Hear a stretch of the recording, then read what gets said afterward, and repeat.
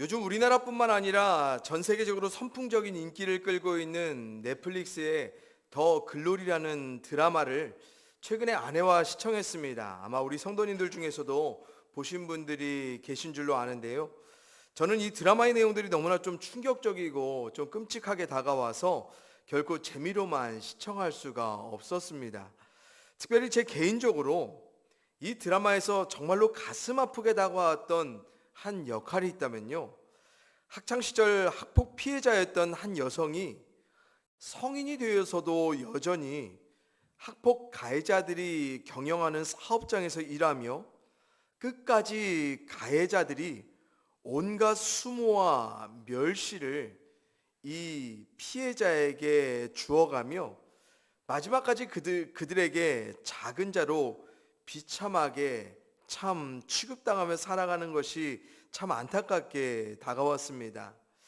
그런데요, 이런 드라마 같은 유사한 현실들, 우리들이 살아가는 세상 가운데 심심찮게 목격되거나 혹은 뉴스를 통해 듣게 되거나 때론 우리 자신들이 그런 비인격적인 취급들을 현실에서 마주한 상대적 강자들을 통해 이미 성인이 된 우리들이 여전히 당하고 있을 때가 더러 있죠.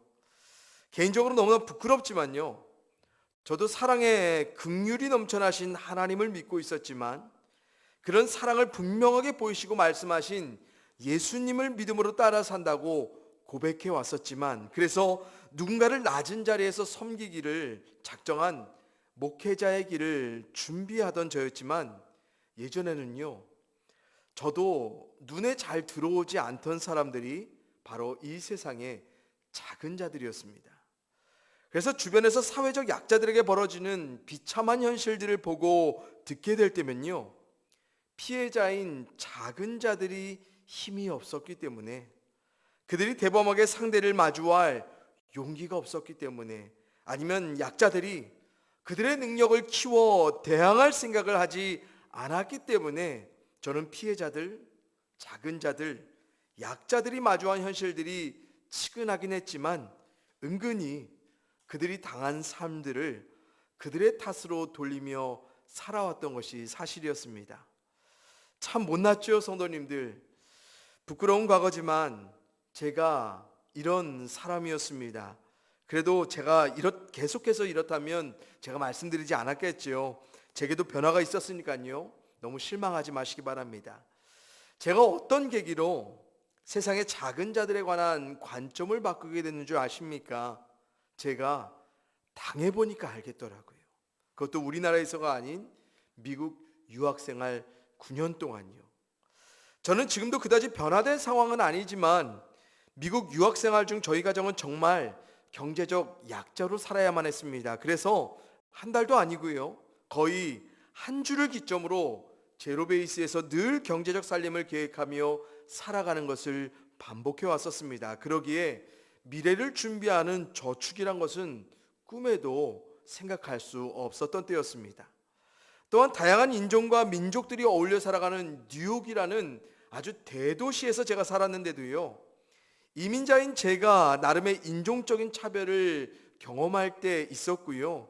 가끔은 비인격적인 대우들을 상점, 심지어는 관공서에서도 받을 때가 있었습니다.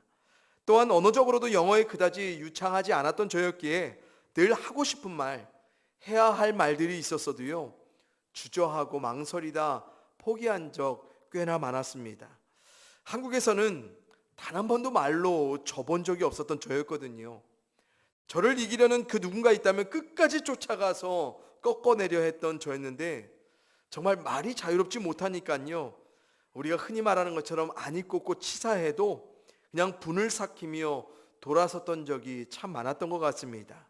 그렇다고요, 성도님들, 제가 무슨 아주 폭력적이거나 아주 크게 모욕적인 경험한 것도 아니었습니다. 어떻게 보면 많은 이민자들에게 경험되는 아주 사사로운 일상의 경험들이었습니다. 그런데요, 이런 사사로운 작은 경험들에도 감정적으로, 이성적으로 제 자신이 잘 추스려지지 않더라고요. 그래서 그때부터 제가 알게 되었어요. 당해보니 알겠더라고요. 정말 대수롭지 않은 일들이었지만 이렇게 작은 자로, 약자로, 강자들을 통해 무언가를 당해보니까 작은 자들의 마음, 약자들의 심정, 그리고 세상의 강자들이 함부로 누군가를 대하는 현실들이 너무나 일상이 되어버린 이 현실이, 이 세상이 그제서야 눈에 조금씩 들어오게 되었습니다. 그래서 그때부터요, 강자들로부터 아무 이유 없이 억울하게 당하는 약자들이 보였고요, 그때부터 제가 작은 약자들을 향한 하나님의 정의와 공의를 간구하며 그들의 회복을 위해 기도할 수 있는 자로 조금씩 변화하게 되었습니다. 그리고 아직도 한참은 멀었지만 이때를 계기로 제 주변의 작은 자들, 그리고 나와 관계없는 약자들까지도 제 삶의 작은 몫을 나눠가며 좀 돌아볼 수 있는 마음이 조금씩 생겨났습니다. 그런데요, 참 아이러니한 것은요, 제가 조금만 강자적 위치에 서면요, 어김없이 약자들을 낮게 취급하려는 이 마음이 든다는 것이었습니다. 그래서 제 말과 행동이 결코 낮은 마음으로 그들에게 표현되지 못할 때가 참 많았더라고요. 또한 저와 비슷한 처지의 약자들이요, 조금만 경제적 부요를 누려가고 약간의 사회적 지위가 올라가면요, 개구리 올챙이적 생각하지 못한다고요. 우리 사람들, 불과 얼마 전에 자기가 마주한 그 약자들과 동일한 존재였지만 그들의 마음을 공감하여 함께 헤아려 가지 못하는 것, 참 현실이 아닐까 싶습니다. 그러기에 오늘 본문의 말씀은요, 이런 본성에서 자유하지 못하는 우리들이 더욱 믿음으로 진중하게 주목해야 할 예수님의 말씀이 아닌가 싶습니다. 왜냐하면 작은 자, 약자를 대하는 우리들을 예수님이, 하나님이 결코 가볍게 다루시지 않을 것이기 때문에 그렇습니다. 먼저 우리 다 같이 본문 42절, 43절의 말씀을 읽어보겠습니다. 시작. 또 누구든지 나를 믿는 이 작은 자들 중에 하나라도 실족하게 하면 차라리 연자 맷돌이 그 목에 매어 바다에 던져지는 것이 나으리라. 만일 내 손이 너를 범죄하게 하거든 찍어버리라. 장애인으로 영생에 들어가는 것이 두 손을 가지고 지옥 곧 꺼지지 않는 불에 들어가는 것보다 나으니라. 아멘. 읽은 말씀에서 우리가 결코 작은 자들을 가볍게 여길 수 없는 이유 무엇입니까? 예수님이 작은 자들을 나를 믿는 작은 자들로서 규정하시기 때문에 그렇습니다. 다시 말해, 오늘날 우리처럼 예수님을 믿고 성도로서 공동체를 이뤄가는 우리 내부자들 사이에서 작은 자들을 향해 어떤 일이 벌어져요? 그들을 실족하게 하는 일이 지금 벌어질 거란 것입니다. 그런데 그 사람이 누구라고요? 예수님을 믿는 사람들 중 작은 자들이라는 것이 문제입니다. 특별히 여기서 예수님 말씀하신 실족이라는 말의 의미는요, 말 그대로 발을 헛디뎌 넘어지는 것, 다시 말해 작은 자들의 실수와 잘못으로 넘어지는 것을 말씀하는 것이 아니라 누군가가 작은 자들을 일부러 걸려 넘어지게 하는 고의적인 방해의 의미로서 예수님이 지금 말씀하고 계십니다. 그러게 이 실족의 실제적인 의미는요, 작은 자들을 넘어뜨리게 하는, 한마디로 의도적인 걸림들이 삶의 강자들, 예수 믿는 자들 사이에 강자들이라 칭하는 자들을 통해 약자들을 향하여서 이루어진다는 것입니다. 그런데 이 사안을 예수님이 결코 가볍게 보지 않으신다는 거예요. 그래서 뭐라고 말씀하세요? 그런 사람 차라리 연자맷돌을 목에 매어 바다에 던져지는 것이 낫다. 한마디로 그런 사람 살 필요 없다라는 말씀과 동일한 맥락입니다. 특별히 여기서 예수님 말씀하신 헬라어 연자맷돌은요, 우리가 흔히 손으로 돌릴 수 있는 사이즈의 맷돌이 아니에요. 이 연자맷돌은요, 당시 가축들이 커다란 돌들을 굴려가며 곡식을 으깨던 엄청난 크기의 돌덩이를 가리킵니다. 그렇다면 보세요, 예수님의 말씀은요, 우리가 예상하는 것보다 훨씬 더 엄중한 말씀임을 우리가 가늠할 수 있죠. 왜요? 사람이 돌릴 수 있는 맷돌을 목에 달고 물에 빠뜨리면 사람이 물속에서 빠져나올 수 있겠습니까? 거의 불가능하죠. 그런데 지금 그 사이즈의 몇 배에 달하는 커다란 돌덩이에요. 그럼 이 사람이 물에 던져지면 이 사람의 죽음은 불을 보듯 뻔한 결과입니다. 지금 예수님은요, 자신을 믿는 작은 자들을 의도적으로 고의적으로 걸려 넘어뜨리는 그 사람에게 완전한 죽음을 말씀하시는 거예요. 그러면서 예수님 말씀하십니다. 작은 자들을 실족하게 하는 것은 범죄라고요. 그것도 엄청난 범죄라는 것입니다. 왜요? 그런 손과 발로, 그런 눈으로 갖고서는 천국에 들어갈 수 없기 때문입니다. 그래서 예수님이 뭐라고까지 말씀하세요? 찍어버리라고. 여러분, 믿어지십니까? 우리가 지금까지 마가복음에서 발견했던 그 예수님, 이토록 잔인하고 끔찍하게 누군가의 잘못과 실수를 벌하신다 말씀한 적이 없으세요. 그런데 지금 작은 자들을 실족시키는 이 사안은요, 예수님께 너무나 엄청나요. 그래서 예수님이 이런 충격적인 아주 과장된 표현까지 서슴없이 사용하시면서 제자들을 깨우시고 사람들의 마음들을 깨워가시는 거예요. 만약 이것이 단순한 과장법이 아닌 문자 그대로 벌어진 일이라면 이건 정말 무섭기 짝이 없지요. 결국 뭐예요? 우리가 마주하던 작은 자들, 정말 그렇게 작은 자들이 아니었다는 것입니다. 우리가 일상에서 대수롭지 않게 함부로 대했던 그 작은 사람들, 그래서 우리가 생각하기에 그깟 작은 자들을 그렇게 취급했다고 별일 있겠나 싶었는데 예수님은 너무나 분명하시죠. 별일 있다는 거예요. 그들을 향한 우리의 몸짓, 우리의 눈빛, 우리의 말들 모두 예수님과 계속해서 관계하고 싶다면 다 찍어 내어버리고 자신과 함께 천국에 있기를 예수님이 말씀하신다는 것입니다. 그래서 이런 일들을 벌이는 사람들을 예수님이 뭐라고 하세요? 이런 사람들은 불로 소금치듯 연단받고 훈련받아 깨져나가야 할 사람이라고 말씀하십니다. 이런 사람들은 맛을 잃어서 아무짝에도 쓸모없어 버려져야 할 소금과 같다고 말씀하십니다. 그런데 이런 일들이 어디 있어요? 예수 믿는 자들 사이에서 누가요? 강한 자들이 고의적인 걸림을 만들어낸다는 거예요. 믿음으로 관계하는 작은 자들에게도 이런 일들이 우리들 가운데 자행된다면 뻔하죠.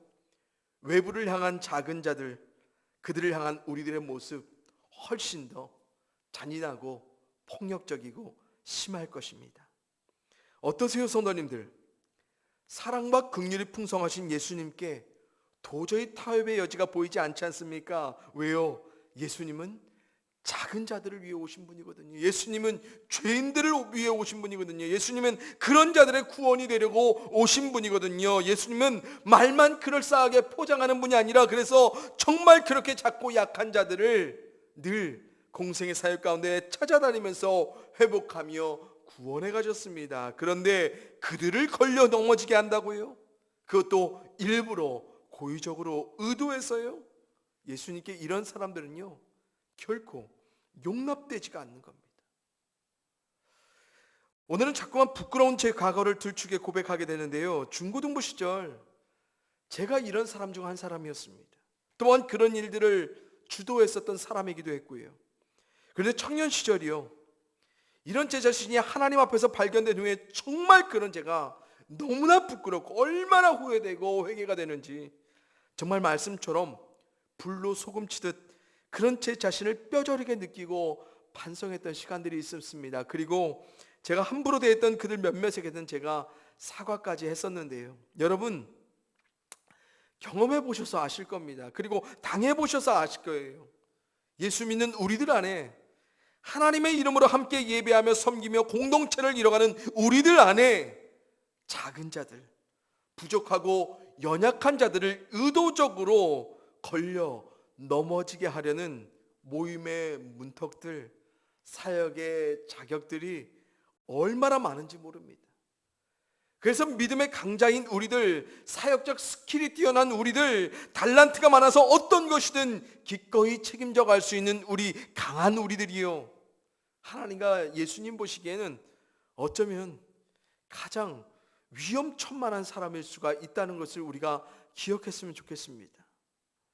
목회자로 사역의 현장에서요, 1년 중 가장 민감해지고 난감해지는 두 때가 있었습니다. 그것은 바로 여름 수련회를 앞두고 조를 편성할 때와 또한 연말에 공동체의 모임이나 사역의 조직들을 구성하는 때였습니다. 어김없습니다. 이때쯤이면 공동체의 지체들 중 몇몇은 꼭 서로가 자신들의 원함 안에 함께할 수 있는 동등한 사람들, 혹은 자신들이 더불어 섬김과 헌신을 주고받을 수 있을 만한 자신에게 유익한 강자들을 원해요. 그래서 믿음이 작은 자든 성품이 연약한 자든 아무튼 작은 자들을 그들과 엮어주면 어떻게 되는 줄 아십니까? 큰일 납니다. 작은 자들에게는, 그런데 아예 모르는 사람은 절대 함께 할 수가 없지요. 왜요? 그들이 말합니다. 적절하지 않다라는 거예요. 비효율적이라는 거예요. 조화롭지 못하고 안 맞는다는 거예요. 그래서 자신과 맞는, 자신이 맞출 수 있는 사람만을 요구합니다. 사역은 어떻습니까? 규모가 크고 나름의 전문성과 스킬이 요구되는 사역이라면 사역의 팀원들끼리의 단단함은 이루 말할 수 없어요. 그래서 자원하여 하고 싶은 사람들 중에 기준과 자격이 부족한 작은 자들 늘 걸러집니다. 그러면서 말해요. 보다 완성된 결과를 원한다고요. 좀 더 전문화된 그럴듯한 결과를 하나님과 사람 앞에 드러내야 된다고요. 그래서 그런 사람들 안 된다는 거예요. 함께 하더라도 이만큼 못 따라온다는 거예요. 공동체 가운데 이런 형편없는 현실들을 목회자로 마주할 때면 정말로 제 사역에 대한 회의감과 더불어 화가 밀려올 때가 종종 있었습니다. 내가 정말 제대로 믿음 안에 우리 지체들을 양육하고 품어가고 있었는가? 내가 정말 한 사람이라도 구원받기 원하는 하나님의 마음, 마주하는 어떤 누군가도 주저하지 않고 맞아주셨던 예수님의 그 마음을 제가 제대로, 제가 양육하는 우리 지체들에게 잘 보이지 못한 제 자신이 너무나 한심해 보였습니다. 그리고 그런 요구에 당당하게 아니라고 말하지 못하고 가끔은 강한 그들의 요구에 순응하며 작은 자들을 애초부터 실족시켜 걸러냈던 제 자신을 볼 때 종종 무력감에, 또한 죄책감에 빠질 때가 있었습니다. 성도님들, 하나님 보시기에 가장 조화로워 보이는 모임, 어떤 모임일까요? 하나님 앞에 가장 완성된 결과로서 보여지는 사역은 어떤 사역일까요? 믿음 강한 사람들만 모임에 묶어놓고 전문성이 뛰어난 사람들만 함께 모여 하나님 앞에 사역의 결과를 드러낸다면 하나님이 정말 그렇게 좋아라 하실까요? 오늘 말씀에 비추면 결코 그렇지 않죠. 그런 모임과 사역이라면 다 찍어 버려져야 합니다. 그런 모임과 사역이라면 불로 소금 치듯 연단받고 아무 쓸모 없듯이 다 버려져야 마땅합니다. 여러분, 예수님이 얼마나 작은 자들에 대한 절실한 마음, 작은 자들을요 얼마나 절실한 마음으로 돌보아 가셨는지 요한계시록에 나온 라오디게아 교회를 보면 우리가 알 수 있어요. 여러분, 라오디아 교회를 향한 주님의 판단이 어떤지 아십니까? 우리가 너무나 잘 아는 말씀입니다. 이 교회는요 차지도 뜨겁지도 않은 신앙을 가진 교회였습니다. 한마디로 불분명한 믿음을 가진, 믿음에 있어서 더없이 작은 교회, 그래서 주님께서 주님으로부터 단 하나의 칭찬도 받지 못한 그런 교회였습니다. 심지어 이런 신앙의 상태에도 불구하고요 자신들 스스로는 자만했던 아주 쓸모없는 교회였습니다. 그래서 주님께서 뭐라고 이 교회를 표현한지 아십니까? 자신의 입에서 토해 내버리고 싶은 교회라고 말씀하고 계십니다. 그런데요, 이런 교회를 향해서도 주님은 이렇게 말씀하십니다. 요한계시록 3장 19절 20절입니다. 물은 내가 사랑하는 자를 책망하여 징계하노니 그러므로 내가 열심을 내라 회개하라. 볼지어다 내가 문 밖에 서서 두드리노니 누구든지 내 음성을 듣고 문을 열면 내가 그에게로 들어가 그와 더불어 먹고 그는 나와 더불어 먹으리라. 아멘. 여러분, 예수님의 기가 막힌 표현이 무엇입니까? 아무 쓸모없어 토하여 버려내고 싶은 이 라오디게아 교회를 뭐라고 부르세요? 내가 사랑하는 자라고 표현하고 계세요. 사랑하기 때문에 책망하고 징계하십니다. 사랑하기 때문에 그래서 책망받고 징계받아야 될 그들을 열심을 내어 회개하라 말씀하십니다. 회복하시려고요. 그러면서 이런 교회를 향해 주님께서 더 놀라운 말씀하시죠. 내가 문 밖에 서서 두드리겠다고요. 여러분들 그동안 이 말씀 어떻게 하셨습니까? 아주 잘하고 있는 교회, 칭찬 넘쳐나고 정말로 신앙생활 주님을 향해서 열심을 다하고 있는 그들을 향해서 두드리고 계신 주님이시라고 말씀하셨습니까? 아닙니다, 여러분들. 지금 문 밖에 서서 두드리시는 이 주님, 누구를 향해서요? 라오디게아 자신의 입으로서 토해냄을 받아도 마땅한 그 교회를 향해서 주님께서 두드리고 계세요. 그리고 문을 열라 음성으로 말씀하십니다. 그리고 문을 열면 그들에게 들어가 함께 더불어 먹겠다고까지 말씀하십니다. 주님 보시기에는 너무나 작고 형편없는 교회 맞습니다. 그래서 자신이 토해버리셔도 아무 문제될 것이 없는 그 교회를 향해 주님은 가만히 계시지 않아요. 그들을 다시 회복하기 원하셔요. 그들이 다시 자신과 함께 할 수 있도록 열심을 내어 회개하게 하시고요, 두드리며 말씀해 주시고 기다려 주십니다. 그리고 자신이 기꺼이 그들과 함께 하시겠다고 말씀하십니다. 성도님은 어떻습니까? 이렇게까지 하는 예수님이잖아요. 그런데 여전히 주님의 책망과 징계를 받아야 할 우리들, 열심을 낸 회개, 우리 가운데 쌓여져 있는 이 회개거리들 얼마나 많습니까? 그래서 주님 보시기엔 너무나 작고 쓸모없어서 토해냄을 받아도 아무 문제 될 것이 없는 우리들. 그런데 왜 우리 믿음의 사람들 사이에서 하나님 앞에서는 결코 상대적 우위를 뽐낼 수 없는 우리들끼리 주님도 기다리며 두드리시는 그 작은 자들을 향해 우리가 왜 이렇게 이상한 일들을 벌이고 있을까요? 도대체 우리가 무슨 자격으로 완전하신 주님께서도 문을 열며 들어가실 그들, 이 작은 자들을 향해 우리와 함께하는 모임과 사역의 문들에 그들이 두드리지도 못하게 하며 그들로 더불어 함께하지 못하고 있을까?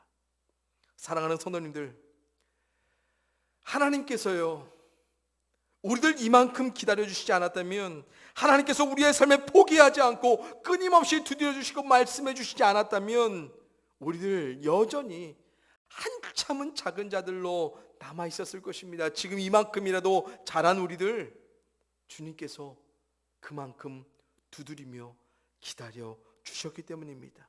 또한 지금 이만큼의 우리가 될 수 있었던 이유, 이 주님 모습 따라 우리들 곁에서 기다려주고 우리의 삶을 두드려주고 우리의 삶에 말해줬던, 우리로 열심을 낼 수 있게 응원해주고 회개할 수 있도록 도와줬던 그 누군가가 믿음으로 우리 곁에 함께 했었기 때문에 오늘 우리가 이만큼 있는 것입니다. 어때요? 답은 너무나 분명하지요. 우리도 이제 믿음으로 그렇게 하면 되는 거예요. 우리도 이제 주님 믿는다면 주님 마음과 같이 모든 자들을 그렇게 우리 내부 안에서 시작하고 순종하면 되는 겁니다. 주님의 은혜로 아무 자격 없는 우리가 지금 이렇게 믿음으로 서 있음을 분명히 기억한다면 우리는 그 은혜를 자격 없는 누군가를 위해 마음껏 열어내며 믿음으로 관계하며 살 수 있을 것입니다. 그래서 사도 바울이 예수님을 따라 사는 우리 믿음의 관계를 로마서 15장에서 이렇게 증거합니다. 우리 한번 천천히 우리 자신의 고백이 되길 바라면서 메시지 성경으로 함께 읽어보겠습니다. 같이 읽습니다. 시작. 우리 가운데 믿음이 강건한 사람들은 약해서 비틀거리는 사람들을 보면 다가가 손 내밀어 도와야 합니다. 그저 자기 편한 대로만 살아서는 안 됩니다. 힘은 섬기라고 있는 것이지 지위를 즐기라고 있는 것이 아닙니다. 우리는 늘 어떻게 하면 도움을 줄 수 있을까 물으며 주변 사람들의 유익을 도모할 필요가 있습니다. 예수님께서 하신 일이 바로 이것입니다. 그분은 사람들의 어려움을 외면한 채 자기 편한 길을 가지 않으셨습니다. 그분은 그들의 어려움 속으로 직접 뛰어드셔서 그들을 건져주셨습니다. 성경은 이를 내가 어려움에 처한 사람들의 어려움을 짊어졌다는 말로 표현하고 있습니다. 아멘. 사랑하는 성도님들, 말씀 그대로요, 우리는 우리 편한 대로 길을 가는 사람 아니지요. 주님 가신 대로 따라 불편하더라도 버겁더라도 그래서 어렵고 힘들더라도 그분 따라 믿음으로 길을 걷는 사람들 우리들입니다. 그런데 주님께서 그러하셨습니다. 그래서 우리도 그러해야 됩니다. 다른 이유 없습니다. 예수 믿는다면 우리가 그러해야 합니다. 하나님 믿는다면 우리는 우리보다 상대적으로 작고 약한 모든 자들에게 손 내밀어 더불어 함께 걷는 그 불편한 길을 가야 합니다. 그들만 약한 것 아니었습니다.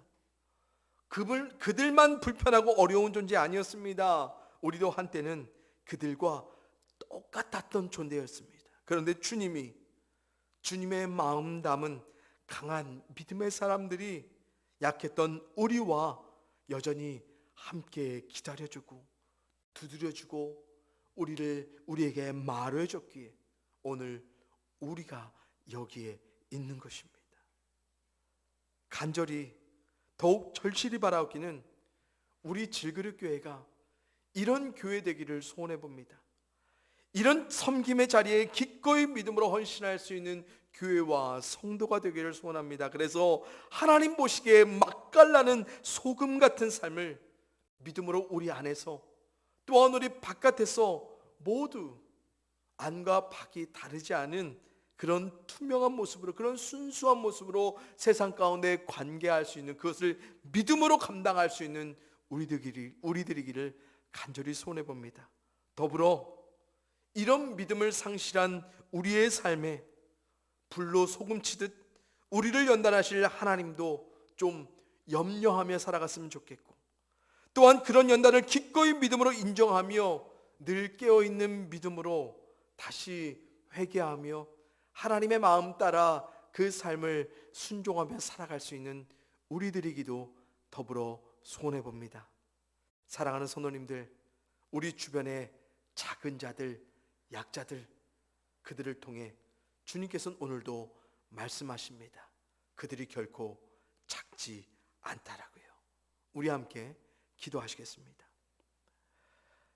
사랑의 아버지 하나님, 오늘도 하나님의 모든 것 되신 예수님의 말씀을 통하여서 우리가 주의하며 또한 우리의 삶을 돌아보며 반성하며 회개하며 또한 기대하고 소망하며 이 모든 말씀을 받습니다. 작은 자들을 실족해 할 수 있는 우리들, 그것도 고의적으로 의도적으로 우리 스스로가 우리의 모임과 사역과 관계들 안에 작은 자들을 업신여기고 그들을 우리 가운데 들어오지 못하도록 경계를 쳐나갈 수 있는 그런 존재임을 우리가 오늘도 발견합니다. 하나님 보시기에는 결코 강할 것이 없는 우리들이지만 우리 사람의 눈으로서 상대적인 약자들을 함부로 대했던 우리들, 그리고 우리 스스로 높은 채 하며 우리가 꽤나 강한 것처럼 여겨갔던 우리의 교만 모두를 주님 이 시간 회개합니다. 주님, 이제는 주님께서 말씀하신 것처럼 이런 모든 우리의 마음들, 우리의 교만했던 행동들, 우리의 높아졌던 모든 생각들을 다 찍어 내버리기를 소원합니다. 그래서 정말로 주님께서 말씀하신 그 하나님 나라의 가치와 의미를 우리 공동체 안에서 또 우리가 마주하는 관계 안에서 작은 자들 안에 순종하며 살아낼 수 있도록 인도하여 주시옵소서. 그리고 우리가 늘 기억하게 하시옵소서. 우리의 삶에 마주하게 하신 그 작은 자들, 그들은 결코 작은 자들이 아니었음을 늘 기억하게 하셔서 우리가 더욱더 낮아진 마음으로, 섬기는 마음으로, 헌신하는 마음으로 우리의 삶이 불편하더라도 그들과 함께하는 그 삶을 우리가 거절하지 않고 도망하지 않고 살아갈 수 있도록 주님 우리에게 믿음과 용기와 지혜를 허락하여 주시옵소서. 그러한 삶이 참 믿음의 삶임을 우리가 똑똑히 바라보기를 소원하옵고 사랑과 은혜가 되신 예수 그리스도의 이름으로 기도하였사옵나이다. 아멘.